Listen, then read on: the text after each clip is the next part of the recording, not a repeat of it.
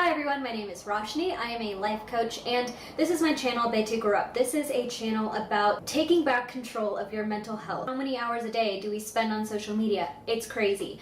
So I wanted to talk about how social media affects our self-esteem. I wanted to bust some myths and give you some really great exercises and tools. Let's get to it. Facebook and politics. The big thing that I wanted to say here is that when it comes to news on Facebook or politics on Facebook, so I actually pretty much quit Facebook like almost a year ago. A lot of people feel like if they're not on Facebook reading this news, the world is gonna explode. Like they need to be on Facebook reading every single story, looking at everything that people post on there. It's stressful because I felt this exact same way too, where it's like, if I'm not on Facebook, then how am I gonna be in touch with like the rest of the world? How am I gonna know what's going on with politics? How am I gonna, like, whatever. And it's like, get one news app, like a Flipboard or something, check the New York Times website whenever you want to read the news, but like there's so many other ways of finding the news. In fact, most of the time without even signing up for things, Google still gives me like push notifications of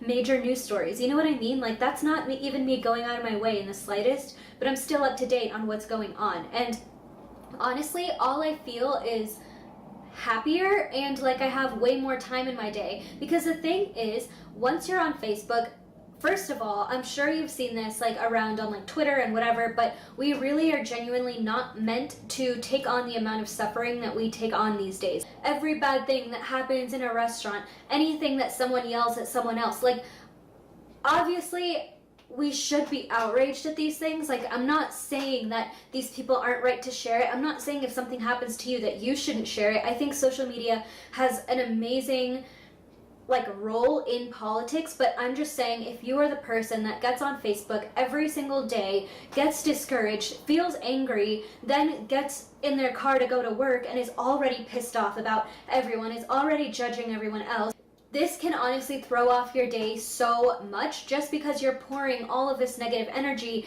into something bad, and your brain is feeling like it's happening to you. You know, your brain isn't like, oh, that happened on Facebook, I'm gonna filter that out in my like Facebook box in my mind. Like no, it's your brain is acting as if that happened to you. And especially if you have a lot of empathy, or if you're an empath or an empathetic person, you know how much it can honestly take a toll on you to hear about other people's suffering all the time. And like I said, I'm not any less connected to news stories and to politics and to what's going on. I can still call my senators, I can still text them from my phone, I can still like do things that are action steps that is more than me like making an angry face emoji on a post that pissed me off. Like that's not gonna do much. And honestly, even though people say that like they need to know and that we should be pissed off, like yeah, we should be pissed off at certain things, but at the same time, going about your everyday life just being angry is not solving shit. Like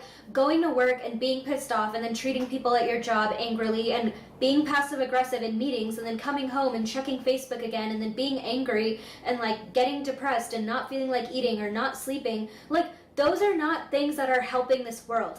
Like when change happens or when things start to happen, it's because we are going out of our way to actually make a difference or to speak out on something, but it involves some action other than liking or disliking a video on Facebook, one, or pick more than one, that we actually spend the time that we were spending scrolling on Facebook, instead connecting with these charities or joining a literacy program in our area, or like making school bags of school supplies and giving them out to children or schools that are in need of supplies. Like, even if you're trying to have a productive conversation on Facebook or on social media, it ends up like words get taken out of context, full emotions are not expressed the way that they need to be, and people aren't connecting and listening to each other. Everyone's just screaming their side of it and nothing's happening. If you want to get involved, get fucking involved, but don't think about your time on Facebook as like your political gift to this world. Like it's not adding that much. You know what I mean? So that's just a huge thing that I wanted to talk about that's been like clearly bothering me. Say it with me, people. You can control your news feed. This is huge. I'm going to start with a personal story example situation. I'm like scrolling through my Instagram. So like I have these two kind of polar opposite sides where one's like very family oriented, very settling down, very like we're gonna adult now, and the other side is very much like I'm never gonna grow up, I'm never gonna be an adult, I'm never gonna like do all the normal things that people do. There's all these kind of like different mixed messages. I literally got so fed up with it because I was like, I constantly either feel like I am too settled down in comparison to all these people that are like adventuring and traveling, and on the other side I feel like I am too young for my age and I'm not settled enough and I'm not, you know, stable enough. I constantly felt like I wasn't good enough, and I started realizing, which again, this is another theme on my channel, whenever I got done with Facebook, I just felt like shit. Like I didn't feel good, and a lot of times on Instagram, like I would see my friends, I'd see what they're doing. Sometimes I would get FOMO, and sometimes I would just be like, I cannot relate to this. Again, this is not like butting heads, like fighting in the comments. Like I'm not talking about this at all. I'm just talking about the internal feeling that you get when you look at someone's Instagram or Facebook. Like it's just like looking at that and the internal dialogue that goes through your head, right? It's not like I have beef with any of these people. You know what I mean? I realized I had to just take things into my own hands. And even though I love a lot of these people, and even though I still keep in touch with a fair amount of them too, A, I was not missing anything by not seeing their perfect pictures on Instagram or Facebook, and B, I was noticing that I felt so much better about just my plan and my journey. So after a while, I started following like more, you know, podcasts and more media that I followed. I started following like entrepreneurs, and so I completely switched my entire newsfeed around to stop following all these people that I felt disconnected to, and started following these people who maybe I didn't know them, but my journeys and their journeys were kind of on the same path, and I needed them to like post things that were inspiring me to work harder, but then I also needed someone on my newsfeed who was going to acknowledge, you know, the struggle of being an entrepreneur and the struggle of working yourself and the kind of like the hard side of it that people don't talk about as much. You know what I mean? Something doesn't have to be bad to have a bad effect on you. Like someone's perfect life can just make you feel bad about your life because you're trying to figure things out. And if that makes you feel bad, and if you're feeling like you're doubting yourself, then you need to understand your emotions and respect yourself enough to be like, I just plain feel bad about this. It's not that I don't support this person. It's not that I don't love them. It's not that I am so jealous. It's just that I don't feel as good after looking at this material. And that's all you have to know and all you have to care about. And your whole newsfeed, like I just, you know, showed you, is completely malleable. You can like people or unlike people, follow people, unfollow people. Like it doesn't matter. If there's no one at your freaking high school that you appreciate and that you genuinely like bond with and care about, then unfollow all of that drama. Just like don't care. Follow like Super Soul Sunday. Find like freaking Oprah and she'll make you feel better. You know what I'm talking about? Like you don't have to put yourself through this mess where you're connecting with all these people or seeing all these people and then having this internal dialogue where you feel like total crap afterwards. Like that is such a waste of time. And that also kind of brings me to my next point about when you are, I wrote a blog post on this, so I'm not going to talk about this for too long. You should go check out my blog post. It's literally like 400 to 500 words. It's not long. You can skim right through it, and I'll link it in the description below.